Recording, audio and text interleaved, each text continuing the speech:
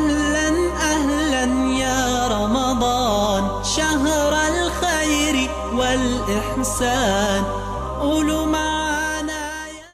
السلام عليكم ورحمة الله تعالى وبركاته. ألف مرحبا بكم دائما في قناتكم الطبخ سلمى أسنى. وصفة اليوم إن شاء الله تكون عبارة على ماتلين أو مافينز أو كيكات، المهم كل صغيورين كل واحد كيفاش كيسميهم.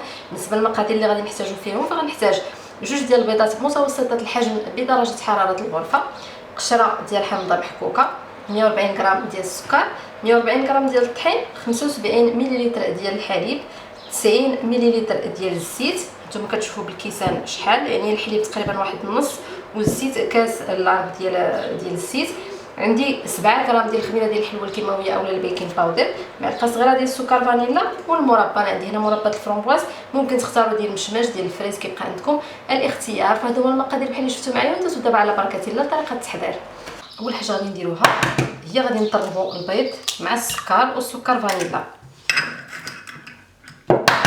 غادي نضيف السكر العادي والسكر فانيلا، نطربوا باي طريقه طرب كهربائي متوفر عندنا حتى ينسجم لنا البيض والسكر مزيان ويولي ياخذ لنا واحد اللون هكا تقريبا. غادي يعني البيض بحال اللي كتشوفوا معايا بقينا مستمرين في التضراب ديال البيض والسكر حتى كنحصلوا على هذا الخليط بحال هكا، يعني كيولي لنا اللون ديالو غادي البيضيه بحال اللي قلنا. ضروري انهم يطربوا مزيان مزيان مزيان. دابا ما بقى لي غير نضيف الزيت والحليب، غادي نضيفهم خويط غير بشويه بشويه والسرعه تكون هادئه جدا، يعني اولا بالطراب الاخر اللي عندنا نطربوا غير بشويه حنا كنضيفوا في الزيت وفي الحليب.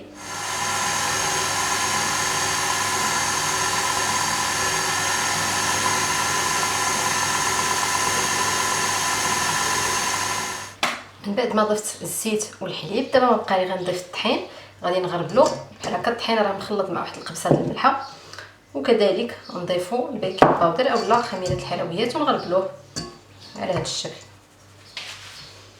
اخر حاجه غادي نضيفها هي ديك القشره ديال الحامض محكوكه باش كتبقى محافظه لي على النكهه ديال الحامض، وغير بلا سباتول اولا بشي طراب يدوي بحال هكا.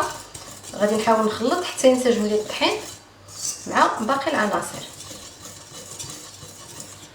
من بعد ما نسجم لنا الطحين مع باقي العناصر فالقوام اللي كنحصلوا عليه هو هذا بحال الخليط ديال الكيكه، يعني ماشي خفيف بزاف وماشي عاود ثقيل. الا حسيتو به مثلا خفيف بزاف فزيدوا شويه ديال الطحين. انا هنا ما اضطريتش نزيد الطحين ديك الكميه اللي عطيتكم.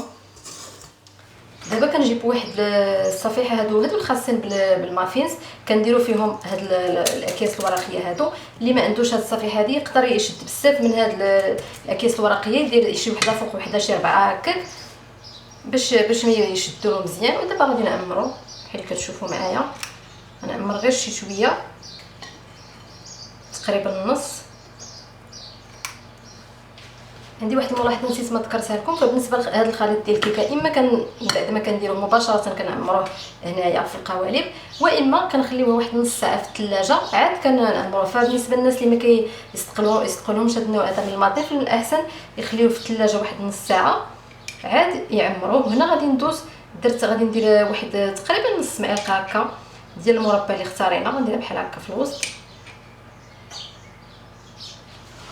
المربى بحال اللي شفتوا من الاحسن يكون من النوع اللي هو ثقيل شي شويه، ومن بعد كنزيدو نعمرو الى حد حتى كيوصلنا لحد 3 أرباع. دائما ضروري خصنا نخليو شويه ديال ليسباس فاش غادي يطيبوا.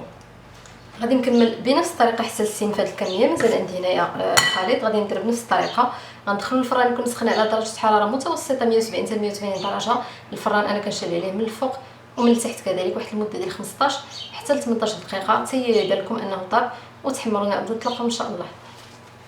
الماطلين ديالنا من بعد ما طاب وتحمر كياخذ تقريبا واحد 15 دقيقه تقريبا حتى 18 بحال اللي قلت لكم.